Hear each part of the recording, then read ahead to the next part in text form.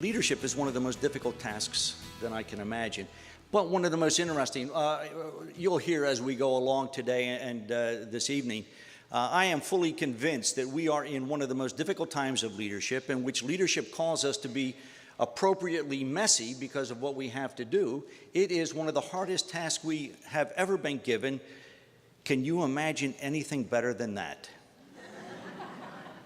This is wonderful. There's not a boring thing that we can do as leaders anymore. We are now in a time of leadership. I am now in a time of leadership for which I was not trained, for which I was not prepared. I was given a lot of leadership tools, but they were leadership tools for an earlier day and for a different situation.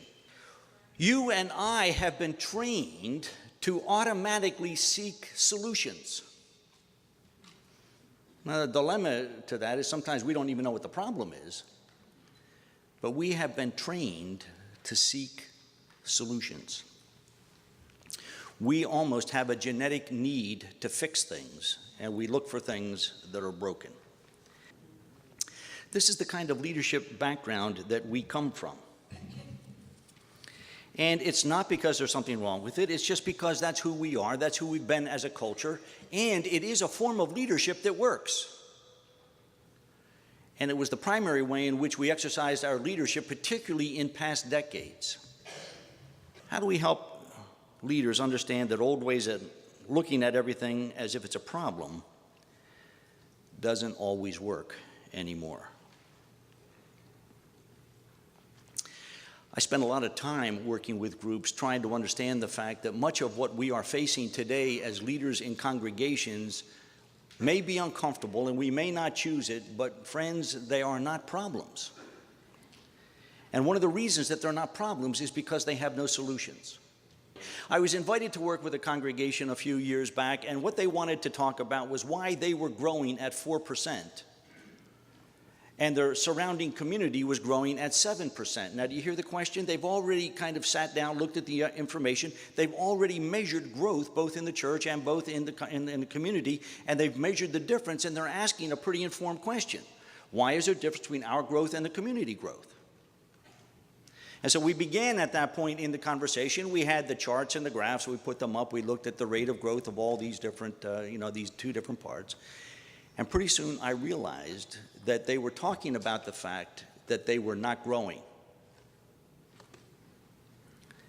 They simply described themselves as not growing. And so I stopped the conversation. And I said, friends, this doesn't make sense to me. You are now talking about the fact that you're not growing, and you were talking, you even invited me here to talk about why your growth rate of change is different from the community. You are growing. To which the leader of the committee looked at me and says, well, Gil, yeah, you're right. Yeah, we are growing, but they're not good members.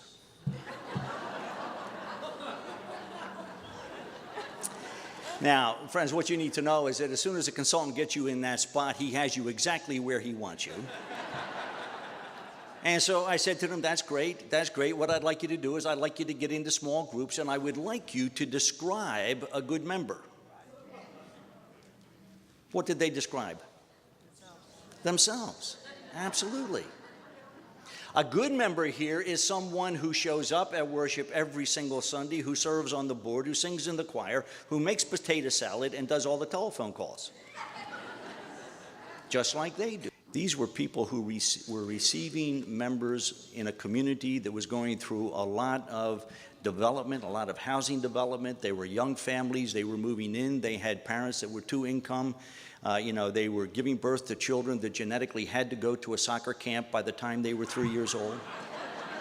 These were busy people. And if you think about that, they were trying to do ministry with a people in which they wanted a relationship with the people which is different from the relationship that the people wanted with the church. And so what do? We say that's a problem. We call them bad members, and we try to fix them. So we're at a time in which some of those old problem formats in our minds don't work anymore. A favorite story of mine comes from working with an Episcopal congregation out of Memphis, and the priest was trying to work with his leaders, and they were talking about children's formation.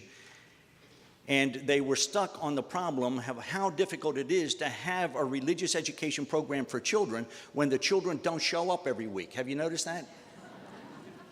And you have this graded curriculum that is built on, this week's lesson is going to build into next week's lesson, except the kids don't keep coming back. And worse than that, some of the teachers don't either.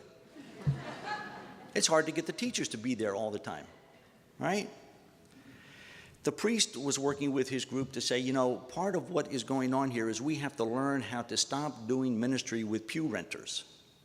And we have to start learning how to do ministry with timeshare people.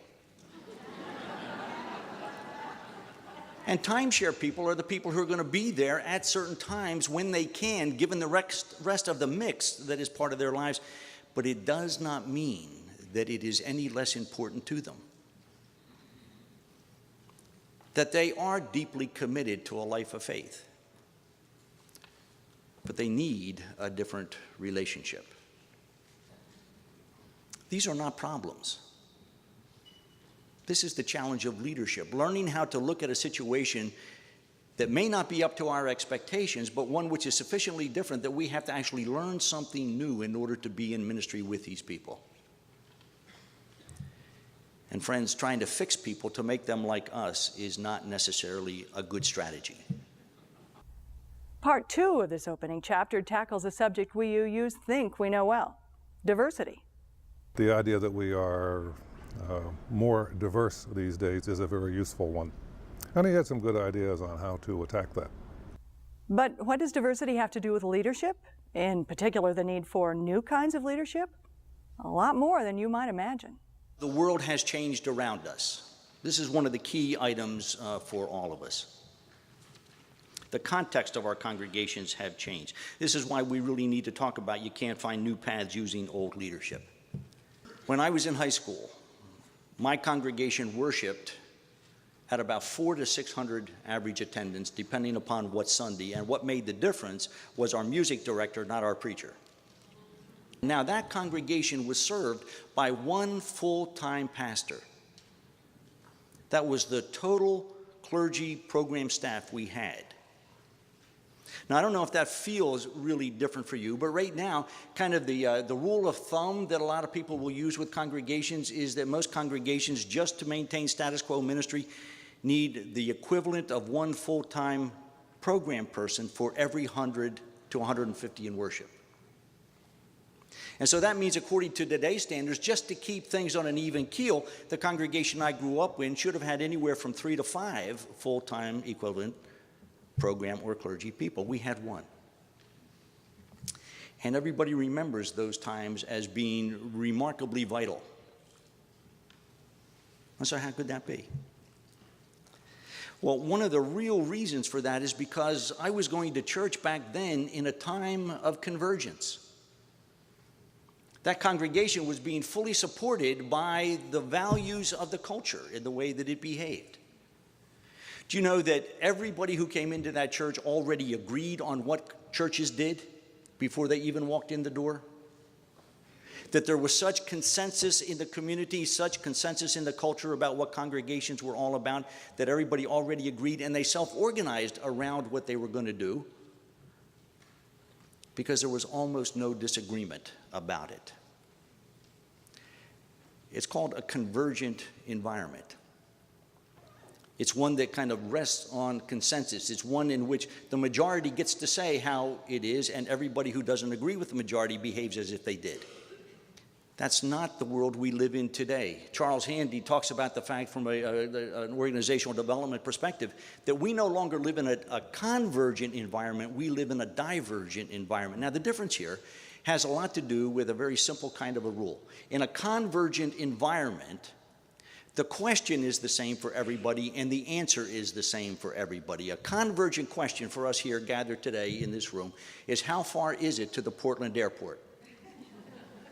The question is the same for everybody. The answer is the same for everybody. When I was growing up, I was doing leadership, and I was part of a congregation that lived on leadership that was geared to a convergent environment. Does that make sense? We live in a divergent time, and a divergent time is one in which the question is the same for everybody, but the answer is different. A divergent question for us in the room here today would be, why do you want to go to the Portland airport? And there would be a lot of answers to that, especially to you who don't want to go.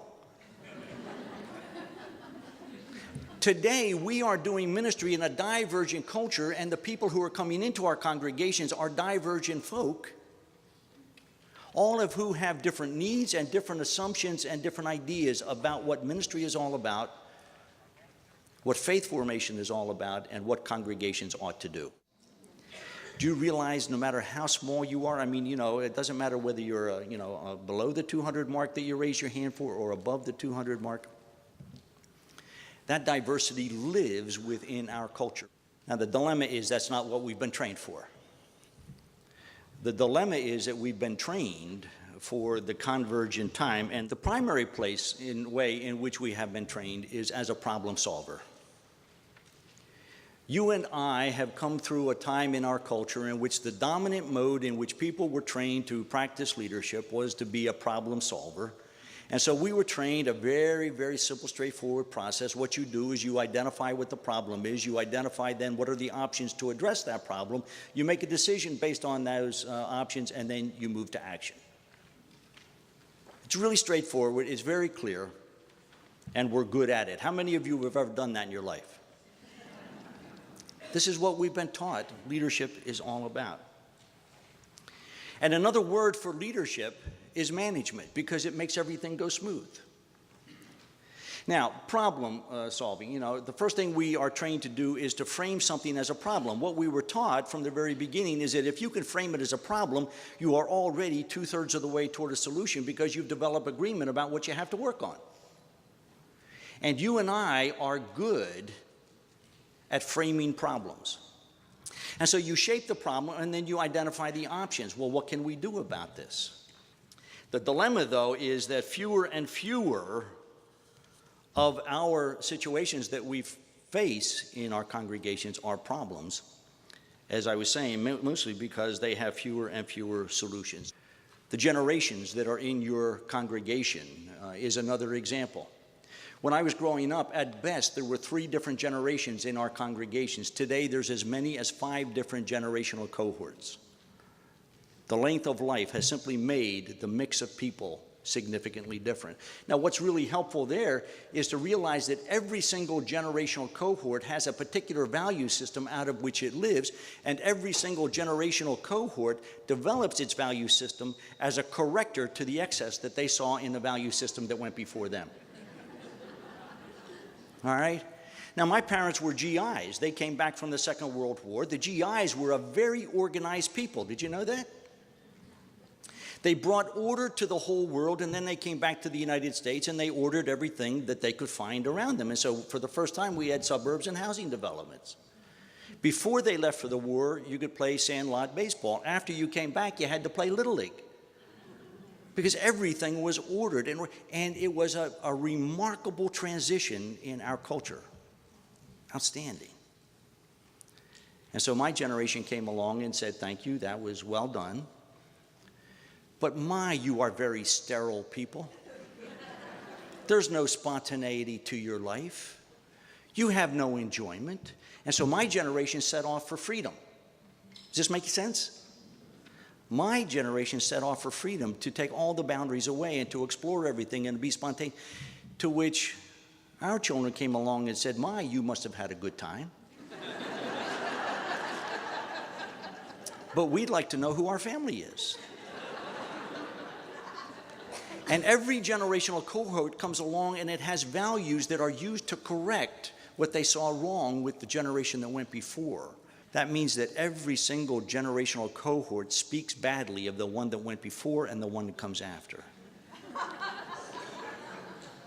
And you and I, now in our congregations, have at least 5 different generational value systems, all saying how it should be. There is no way, friends, that you who are in leadership can solve that as if it's a problem. How do you lead today when there are multiple answers to every single question that you can ask? How do you lead today when you begin to talk about vital worship, when in fact that has an answer that has so many different flavors to it? How do you have a stewardship program today when people think and talk about their money in such different ways? Do you know that if you were a GI, that your primary learning about money was that if you had any, you protected it? That because of the Second World War and because of the Depression, if you had assets today, you were very careful with them, and because you might not have them tomorrow. And so there were two rules. One is that if you have assets, you save it for a rainy day. And the second rule is it never rains. That's a lifelong lesson. And then they had children that grew up through an expanding economy that was marked by inflation. And think about how different the lessons are there. In those lessons, essentially what you get is the primary lesson that if you have money today, spend it because you're going to get more tomorrow. And if you have money today, spend it today because it's worth more today than it will be tomorrow.